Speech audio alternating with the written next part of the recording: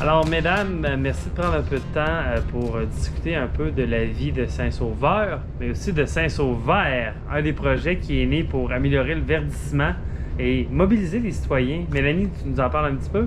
Oui, ça a été, disons, une idée de voisins solidaires qui est venue, chapeautée par Christelle. C'était son idée première. C'est incroyable le monde qui ont participé cet été. C'est au-delà de nos espérances. Je pense qu'on a eu 300 inscriptions. Oui. On a verdi un peu partout Saint-Sauveur, le carrefour des enfants de Saint-Malo. On est allé vraiment un peu partout. Il y a eu des concours, il y a eu des journées. On a fait des dons de plantes. Puis vous avez fait des dons de légumes aussi, parce qu'il y en a qui ont cultivé des légumes beaucoup.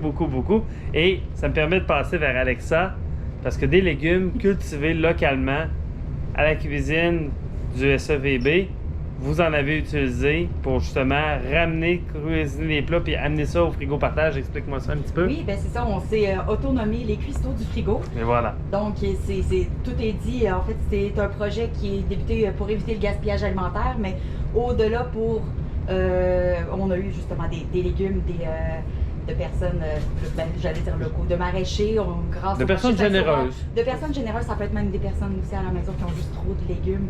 J'ai manqué, vous venez porter des tomates cerises. Mon plan de tomates cerises a été enseveli, mais... Assurément qu'on aurait trouvé quelque chose à faire avec ça. Je sais, vous êtes créatifs. Puis c'est ça qui est beau du projet avec ça, c'est que tu prends une équipe de bénévoles, les jeudis soirs, puis à partir de ce que vous avez instinctivement cuisiner un plat sans recette, sans rien, en se fiant à nos connaissances. J'ai participé, je sais pas ça, je dis à nos connaissances.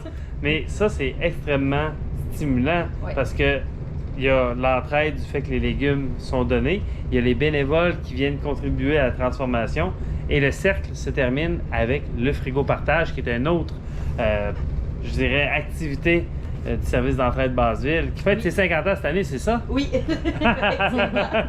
Mais oui, frigo partage duquel je fais partie aussi du comité. Donc, c'est vraiment une boucle qui termine. Et oui, cette année, le service d'entraide Basseville fête ses 50 ans.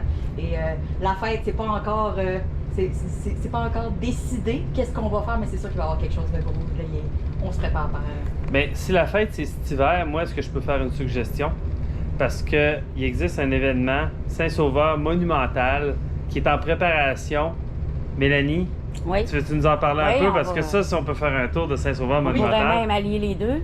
Mais dans le fond, Saint-Sauveur monumental, c'est qu'on veut juste faire revivre la rue Sainte-Thérèse. Ouais. Les monuments de glace, les gens qui se promènent, on va les ressortir encore. Pas parce que c'est plus l'été qu'ils vont pas sortir pour se promener.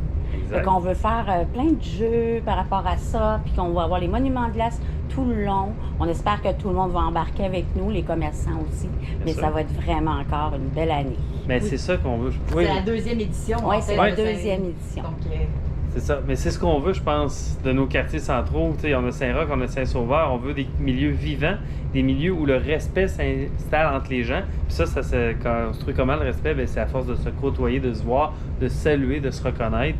Donc, je pense qu'on va avoir un milieu bienveillant qui va continuer à se développer. Puis ça, c'est grâce à des personnes comme vous. Merci vraiment, mesdames, de ce que vous faites.